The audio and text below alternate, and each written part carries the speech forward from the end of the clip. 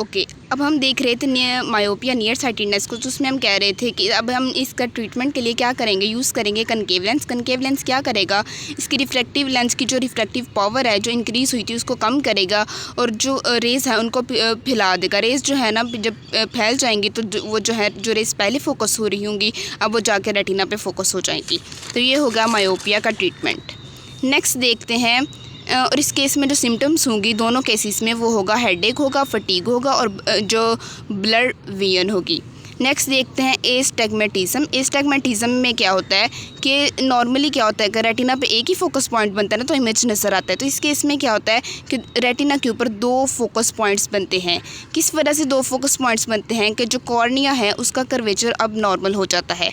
Normal cornea ऐसे होता है, कर्वेचर जब अब नॉर्मल होगा तो जैसे ये है, ये एबनॉर्मल कर्वेचर है कॉर्निया का। ये एक साइड पे कम कर्वेचर है और एक साइड पे जो है ना वो ज़्यादा कर्वेचर है। तो ये हम कहते हैं कि लाइक एन एग होता है ना, ऐसे एक साइड पे उसका कर्वेचर ज़्यादा और एक साइड पे कम है। तो ये जो एबनॉर्मल कर्वेचर है कॉर्निया का, इसकी वजह से बनेंगे रेटिना पे दो फोकस पॉइंट। तो इस एरर को हम कहते हैं एस्टिग्मेटिज्म। अब जो रेज पास करेंगी ग्रेटर कर्वेचर से वहाँ उनकी रिफ्लेक्शन ज़्यादा होगी, वो ज़्यादा बेंड होंगी और जल्दी फोकस हो जाएंगी। तो दूसरा और उनका फोकस पॉइंट जो है ना वो पहले बन जाएगा। अब जो रेस पास करेंगी लेसर कर्वेचर से वो कम बेंड होंगी और वो दूर जाके फोकस होंगी। तो इस तरह हमारे पास दो फोकस पॉइंट बन जाएंगे। अब इसका ट्रीटमेंट क्या है, ट्रीटमेंट में हम क्या करते हैं स्फेरिकल लेंस यूज़ करते हैं या सिलेंड्रिकल लेंस। स्फेरिकल लेंस से हम क्या करते हैं ट्रायल एंड एरर मेथड से हम यूज़ करते हैं कि जब उस एक प्लेन में जो है ना वो फोकस हो जाता है, उसका फोकस पॉइंट हमें मिल जाता है, तो उसके बाद हम यूज़ करते हैं सिलेंड्रिकल लेंस। सिलेंड्रिकल लेंस में उन्होंने ये प्रोसीजर बताया हुआ है कि ये जो बार्स हैं उनकी जो है ना उसको चेक करते हैं कि अगर जो बंदा बता देता है कि 10 वर्टिकल बार्स हैं 10 हॉरिजॉन्टल बार्स हैं, तो इसकी मदद से हम चेक कर सकते हैं कि भाई दूसरा फोकस पॉइंट भी जो है ना उसका ठीक हो गया। नेक्स्ट क्या है कॉन्टैक्ट लेंस। कॉन्टैक्ट लेंस क्या होते हैं, आई साइट के लिए हम यूज़ करते हैं कॉन्टैक्ट लेंस जिनको ग्लासेस लगी होती हैं कि अगर जो है हम ग्लासेस यूज़ नहीं करना चाह रहे, मतलब उससे कोई मसला है, तो उसके लिए हम यूज़ कर सकते हैं आई साइट ताकि ग्लासेस यूज़ ना करनी पड़े। और कॉन्टैक्ट लेंस को हम उनकी लोकेशन क्या है कि उनको हम कहाँ पे रखते हैं, प्लेस करते हैं before anterior surface of cornea. Cornea की एंटीरियर सरफेस से पहले इन कॉन्टैक्ट लेंस को हम रखते हैं।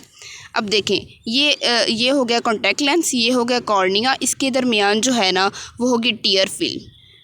ठीक है, अब कॉर्निया की एंटीरियर सरफेस पे हमने रख दिया कॉन्टैक्ट लेंस, दोनों के दरमियान होगी टीयर फिल्म ऑफ फ्लूइड।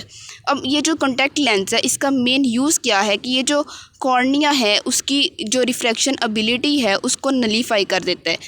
तो सारी की सारी जो रिफ्रैक्शन होगी लेंस में वो होगी कॉन्टैक्ट लेंस के ज़रिए।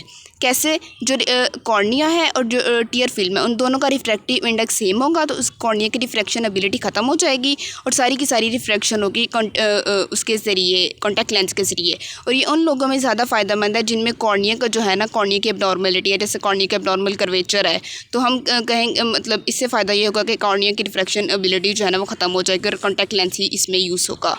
नेक्स्ट देखते हैं, एक तो इसका यूज़ हो गया nullify the refraction ability of cornea. Next देखते हैं greater field of vision. Cornea जब आई के अंदर जो पड़ा हुआ है, मतलब हमने इसके इंटीरियर सरफेस पे रख दिया है कॉन्टैक्ट लेंस, इसलिए जिधर जिधर आई मूव करेगी उधर उधर ये लेंस मूव करेगा। इस तरह जो है ना ये प्रोवाइड करेगा ग्रेटर फील्ड ऑफ विजन। जबकि ग्लासेस से बंदा जो है ना वो बाउंड हो जाता है, तो इसका फ़ायदा ये है कि ये ज़्यादा फील्ड ऑफ विजन प्रोवाइड करेगा। नेक्स्ट जो एग्जैक्ट साइज़ ऑफ ऑब्जेक्ट बताता है, जो कॉन्टैक्ट लेंस के ज़रिए हमें एग्जैक्ट साइज़ ऑफ ऑब्जेक्ट जो है ना वो किसी चीज़ पर डिपेंड नहीं करेगा और हमें इजीली जो है ना उसका साइज़ का एग्जैक्ट साइज़ हमें नज़र आएगा। देन डिस्कस करते हैं कैटरैक्ट। कैटरैक्ट में क्या होता है, ये भी ओल्ड एज में ज़्यादा कॉमन है। होता क्या है कि जो